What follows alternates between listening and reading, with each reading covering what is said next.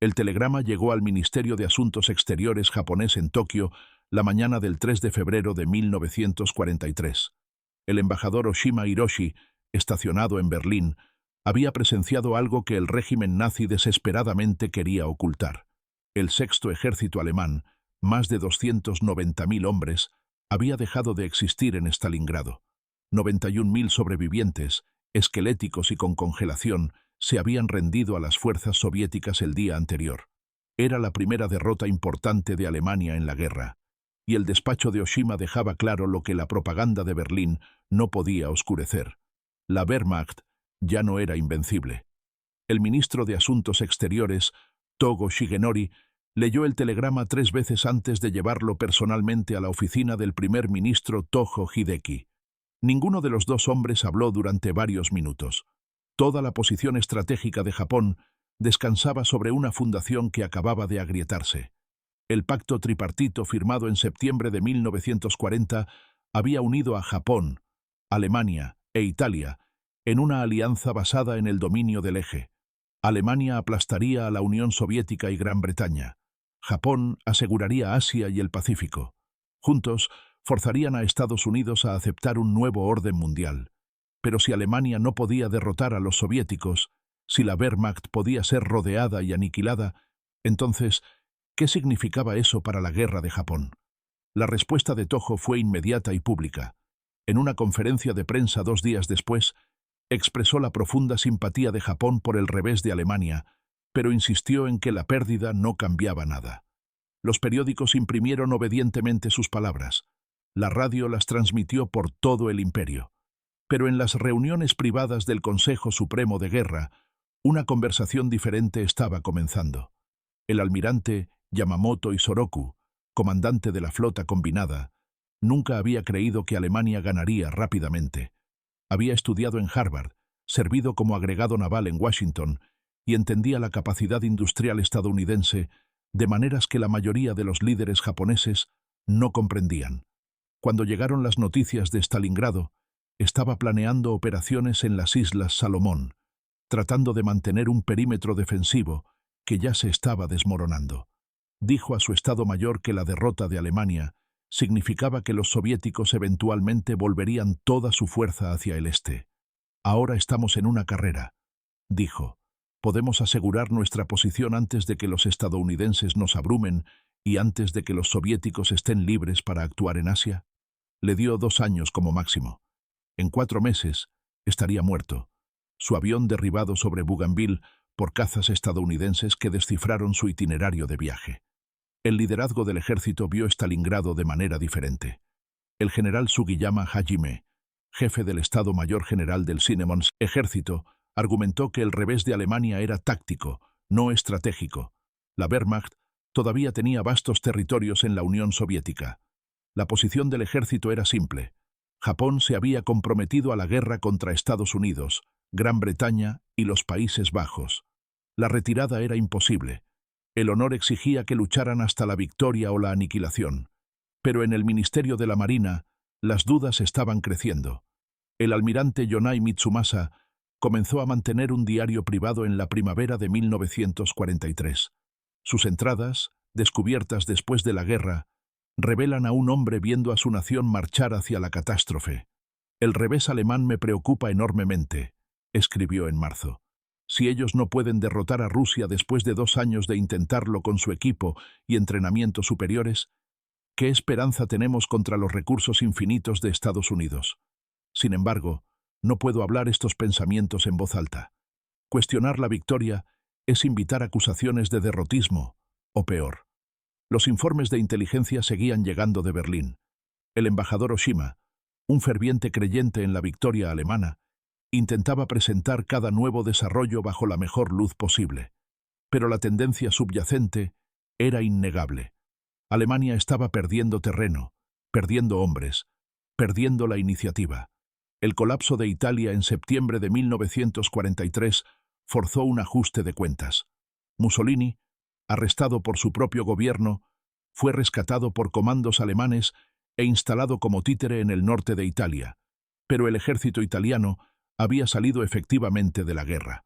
Uno de los 3 poderes del eje se había ido. En Tokio, el Consejo Supremo de Guerra se reunió en sesión de emergencia. Por primera vez, la posibilidad de derrota fue discutida abiertamente, aunque la palabra misma nunca fue usada. El ministro de Asuntos Exteriores, Shigemitsu Mamoru, que asumió el cargo en abril de 1943, entendió que monitorear no era una estrategia. Comenzó contactos tentativos y no oficiales con diplomáticos soviéticos, tratando de medir si Moscú podría estar dispuesto a mediar una paz entre Japón y los aliados occidentales. Los soviéticos, atados por un pacto de neutralidad con Japón, pero ya planeando su eventual entrada en la Guerra del Pacífico, dieron respuestas no comprometidas. Estaban esperando ver hasta dónde caería Alemania antes de hacer su movimiento. En Berlín, la situación se deterioró durante el invierno de 1943 hasta 1944. Los soviéticos liberaron Kiev en noviembre. El asedio de Leningrado se rompió en enero. Para la primavera, el Ejército Rojo se acercaba a Polonia. Los informes del embajador Oshima se volvieron más forzados. Describía retiradas tácticas y reposicionamiento estratégico, enfatizaba nuevas armas alemanas en desarrollo, aviones a reacción y cohetes que cambiarían el rumbo. La invasión de Normandía, el 6 de junio de 1944, eliminó cualquier ilusión restante. Alemania ahora enfrentaba el peso completo de las fuerzas estadounidenses y británicas en el oeste, mientras los soviéticos avanzaban en el este. En Tokio, el Consejo Supremo de Guerra se reunió nuevamente. Esta vez la discusión fue directa. El ministro de Marina Yonai declaró rotundamente que Alemania perdería la guerra europea en un año.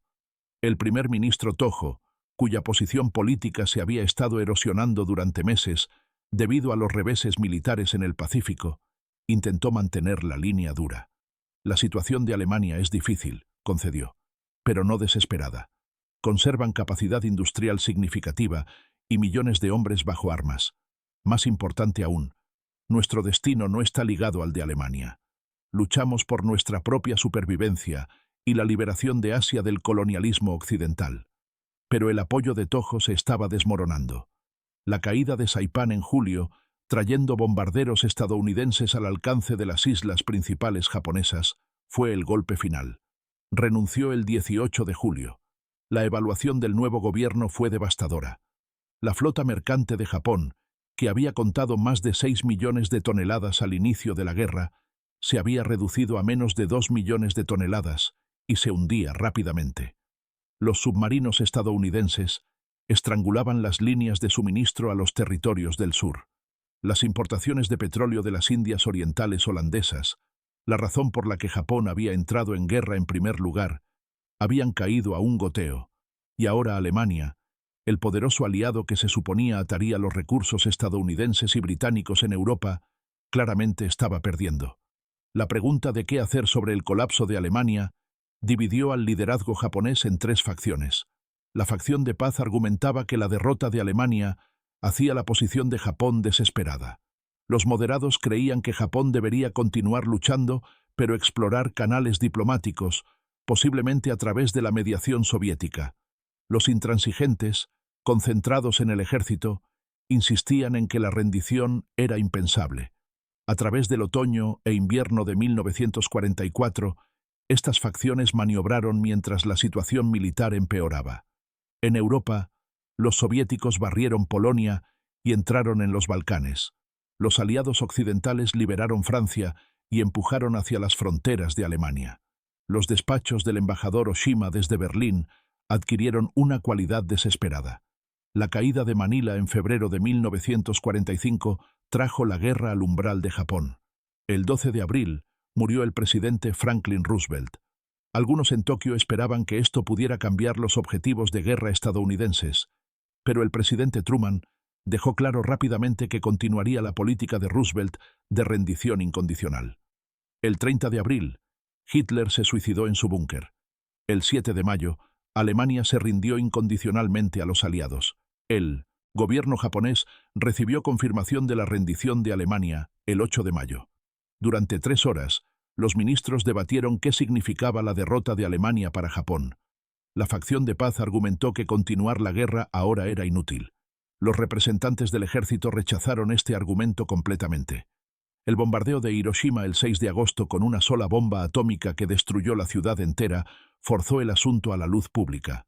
Luego, el 9 de agosto, dos catástrofes más golpearon simultáneamente. Una segunda bomba atómica destruyó Nagasaki y la Unión Soviética, habiendo esperado exactamente 3 meses desde la rendición de Alemania, declaró la guerra a Japón e invadió Manchuria con fuerza abrumadora.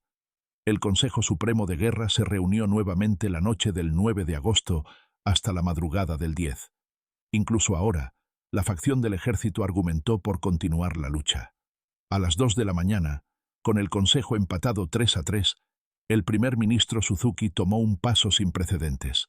Pidió al emperador que rompiera el empate. El emperador Hirohito, hablando lenta y claramente, dijo que no podía soportar ver a su pueblo sufrir más. Japón aceptaría la declaración de Potsdam. El 15 de agosto al mediodía, la voz del emperador fue transmitida por radio por primera vez en la historia, anunciando la rendición de Japón. La derrota de Alemania no había causado la rendición de Japón directamente, pero el largo y agotador colapso de Alemania, desde Stalingrado hasta Berlín, había moldeado cada decisión estratégica que Japón tomó desde 1943 en adelante.